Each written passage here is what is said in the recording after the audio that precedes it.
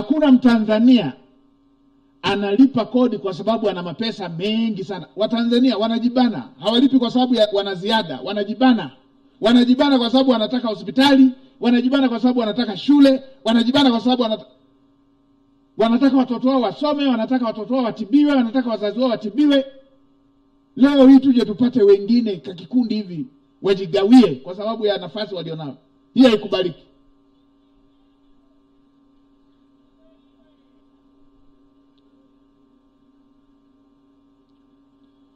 Kamanda, nipate kwa sababu ya michezo iliyofanyika ile, nipate taarifa mpaka ya mapato ya ndani, mpaka ya makusanyo ya ndani, minada hii, nipate na yenyewe. Nipate fedha za kwenye minada zinakusanywaje na zinatumikaje.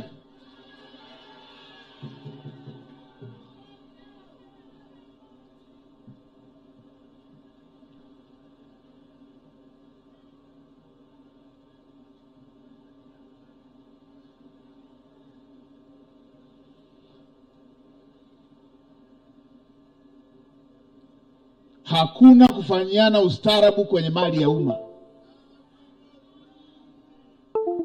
Ndio.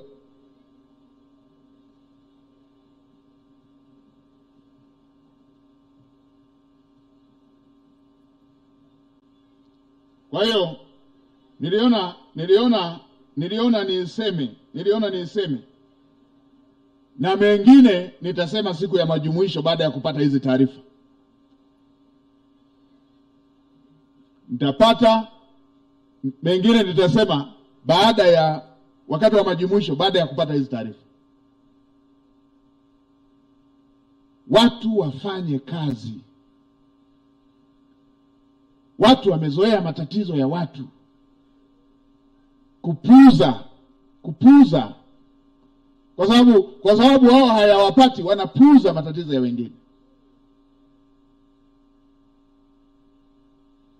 Muundo wa serikali wa nchi yetu, muundo wa utawala, tumepeleka serikali mpaka walipo wananchi.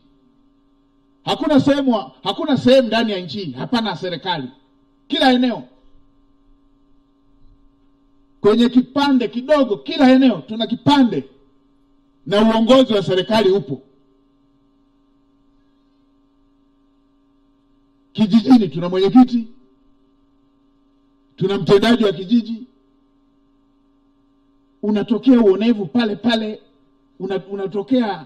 unatokea uonevu pale pale, migogoro pale pale, kila mtu haangaiki nayo, bize na umbea na mambo ya binafsi.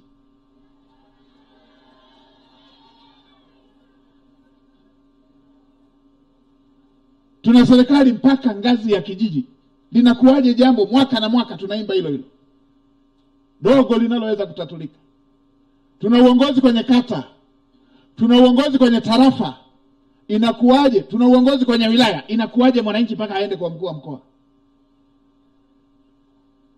Na ofisi zote yameshafika.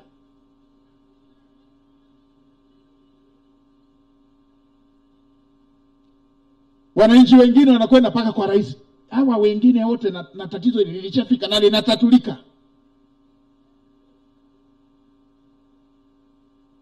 Ndio maana nilipofika halmashauri moja nikakuta miaka miwili fundi amewajengea vyoo tu milioni 2, miaka 5 anawadai. Nikasema ili waone uchungu, ngoja wagawane wamlipe kutoka kwenye fedha ya mfukoni mwao. Mambo ya kupuuza shida za watu.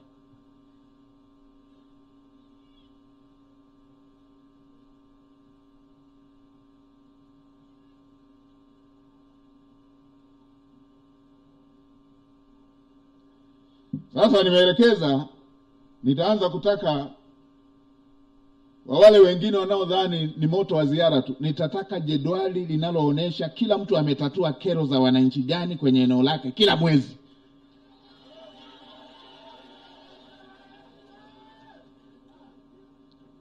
Ndio. Hii mambo ya kusikiliza watu haitakuwa jambo la ziara tu.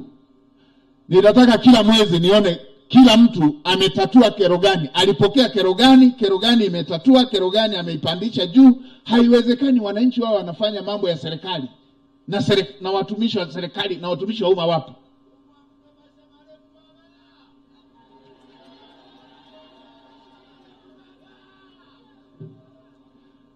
Kama mnataka kila mtu binafsi afanye kazi hizo mwenyewe, afanye ufuatiliaji yeye mwenyewe, sasa tunawalipaga wa nini?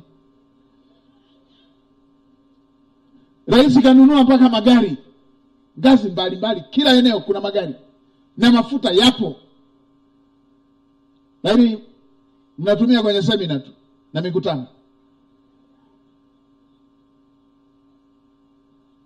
Mbona walimu wanaweza?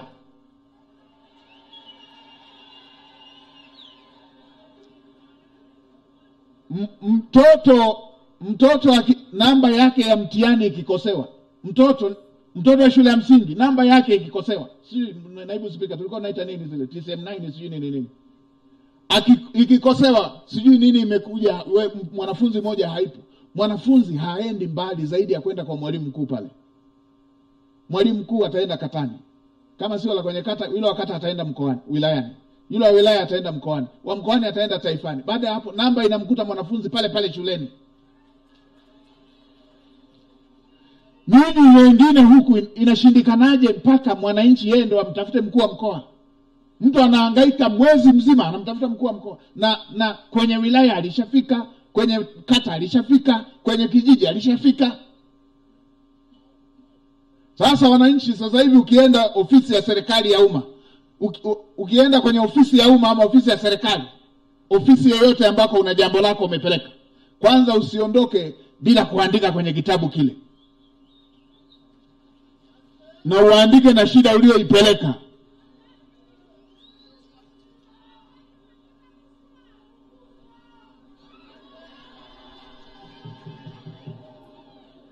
Akikufukuza fika ngazi ya juu uelezee na hicho, ili tuweze kushikishana adabu.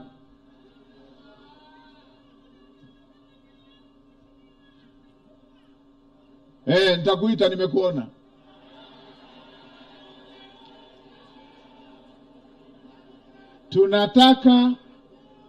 Tunataka ofisi za umma, tunataka ofisi za umma zitatue kero. Tunataka ofisi za umma zitatue kero za watu.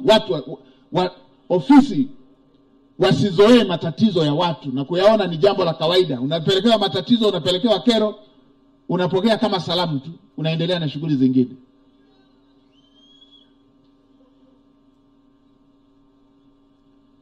Sasa la mwisho kabla sijawaleta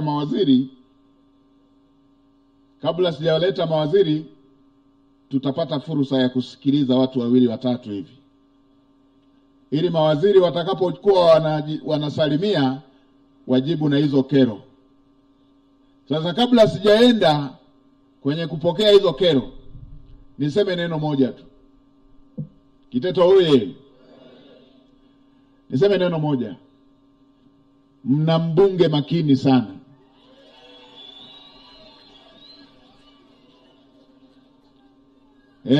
Mna mbunge makini sana. Wakili msomi, anajua kujenga hoja, anajua kufuatilia mambo ya jimbo lake. Na leo hii mmeona amewaambieni wakati anaongea hapa, hajaja tu kuongea hapa jukwani. Mimi nimeshaonana naye, amenielezea hizi